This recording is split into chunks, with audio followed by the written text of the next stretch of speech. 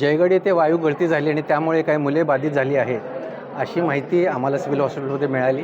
त्यानंतर मी आणि आमचे वैद्यकीय अधीक्षक आम्ही इथं येऊन सगळ्या चमूला तयार केलेला आहे. आमच्याकडे 3 लहान मुलांचे डॉक्टर्स आहेत, फिजिशियन्स आहेत, नर्सेस आहेत, औषध निर्माता आहेत. सगळ्या बेड्सची तयारी केली. आम्ही सुरुवातीचे पेशंट्स हे कॅज्युअल्टीमध्ये घेतले. आपली 6 बेडची कॅज्युअल्टी आहे.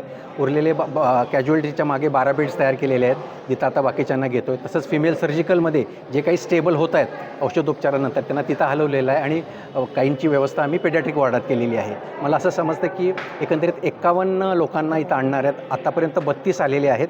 32 स्टेबल आहेत. बहुतांशी मुलं घाबरलेली आहेत.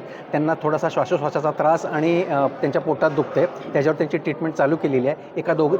3 जणांना थोडंसं छातीमध्ये स्पाझम होत आहेत, म्हणजे श्वास घ्यायला जास्त त्रास होतो आहे. त्यांच्यावर मी विशेष लक्ष ठेवून आहोत.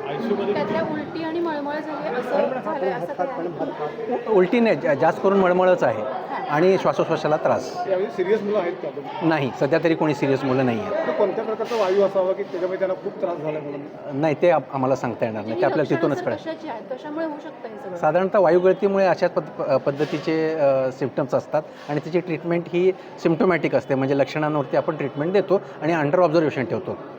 Okay, yes sir, thank you.